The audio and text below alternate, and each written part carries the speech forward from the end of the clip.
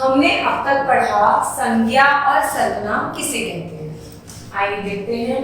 संज्ञा व सर्वनाम की विशेषता बताने वाले शब्दों को हम विशेषण कहते हैं। जो शब्द हमें संज्ञा और सर्वनाम की विशेषता, उनकी क्वालिटी बताते हैं, उन्हें हम विशेषण कहते हैं। विशेषण का अर्थ है विशेषता, अर्थात वे सभी शब्द जो संज्ञा या सर्वनाम शब्दों के स्थान पर प्रयोग किए जाते हैं विशेषण कहलाते हैं। जो हमें संज्ञा और सर्वनाम की क्वालिटी बताते हैं। देखिए, कोमल व रिंकू को साइकिल बहुत पसंद है। दोनों सुबह शाम इस सुंदर पार्क में टहलने व साइकिल चलाने आते हैं। उस बड़े घर से माँ दोनों को आवाज लगा रही है। यह घर कैसा है? बड़ा है। कोमल और रिंकू साइकिल को क्या करते हैं? पसंद करते हैं। तो ये क्या बता रहे हैं? इनकी विशेषता बता रहे हैं। यह पार्क एकदम साफ और स्वच्छ रहता है। साफ और स्वच्छ इस पार्क की क्या है? विशेषता है। कोमल रिंकू की अपेक्षा अधिक समझदार है। तो कोमल की विशेषता क्या हो गई? कि वो समझदार है।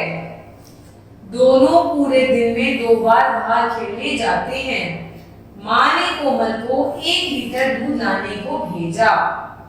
उपयुक्त वाक्यों में सभी रंगीन शब्द विशेषण हैं, जो वाक्य की विशेषता प्रकट कर रहे हैं। विशेषण के स्थान पर प्रयोग किए जाने वाले शब्द को हम क्या कहते हैं? विशेष्य। तो मतलब समझदार, साफ, स्वच्छ, ये सब क्या है बेटा? विशेष्य है, क्योंकि क्या बता रहे हैं? शब्द की विशेषता।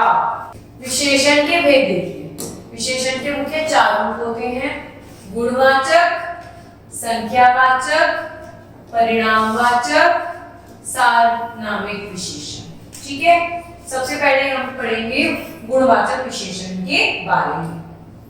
जिन विशेषण शब्दों से संज्ञा या सर्वनाम के गुण, दोष, रंग, रूप, आकार, अवस्था आदि का पता चलता है, उन्हें हम क्या कहते हैं बेटा?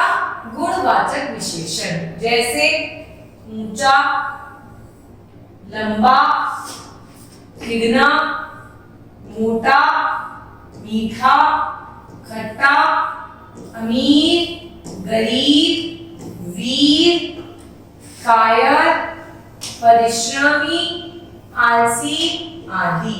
ये सभी क्या बता रहे हैं? उसके बारे में, उसके रंग रूप के बारे में बता रहे हैं, उसके गुण और दोष के बारे में बता रहे हैं, या फिर उसकी आकार या अवस्था के बारे में बता रहे हैं। तो इन्हें हम क्या कहेंगे बेटा? गुणवाचक विशेषण। उदाहरण देखिए इसका। शिखर कैसा है? परिश्रमी बालक है, गुण है इसका। सेब कैसा है? मीठा है, तो सेब का क्या हो गया बेटा? ये गुण हो गया। अब हम पढ़ेंगे संख्यावाचक विशेषण। संज्ञा या सर्वनाम शब्दों की संख्या बताने वाले शब्द संख्यावाचक विशेषण कहलाते हैं। जैसे 3, 2, 5, 8 आदि। ये सभी शब्द संख्यावाचक विशेषण हैं।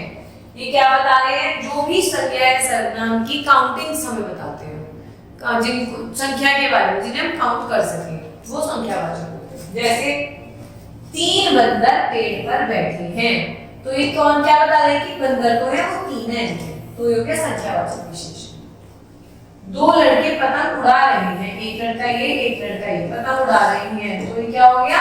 2 क्या हो गया? संख्या। तो ये क्या हो गया बेटा? संख्यावाचक विशेषण। थर्ड है परिणामवाचक विशेषण। जिन विशेषण शब्दों से संज्ञा या सर्वनाम शब्दों की माप तोल का पता चलता है, उन्हें हम परिणामवाचक विशेषण कहते हैं। भाई अभी तक तो हमें संख्या का पता चला था, तो वो संख्यावाचक थे। अब हम जब हमें उनके माप के बारे में पता चले, तो वो परिणामवाचक विशेषण है। जैसे 1 लीटर, 8 मिलीलीटर आदि। इन सब से क्या पता चला है? माप तोल के बारे में पता चला। 1 लीटर तेल लाना, 4 लीटर लट्ठा कितने रुपए का है? तो ये कौन से हो गए? परिणामवाचक। फिर है सार्वनामिक विशेषण। जब सर्वनाम शब्द का प्रयोग संज्ञा की विशेषता बताने के लिए या उस ओर संकेत करने के लिए किया जाता है तो उसे हम लोग सार्वनामिक विशेषण कहते हैं। जब हम किसी के बारे में जब बताते हैं तो किसी संकेत से बताते हैं। देखिए, वह युवक मेरा मित्र है, तो ये एक संकेत कर रहा है ना कि वह मित्र मेरा मित्र है, वो व्यक्ति मेरा मित्र है।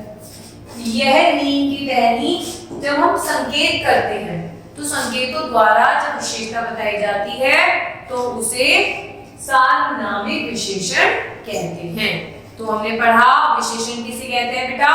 संज्ञा या सर्वनाम की जो विशेषता बताते हैं उन्हें विशेषण कहा जाता है, और जिन शब्दों के द्वारा विशेषता बताई जाती है उन्हें हम कहते हैं विशेष्य। Thank you.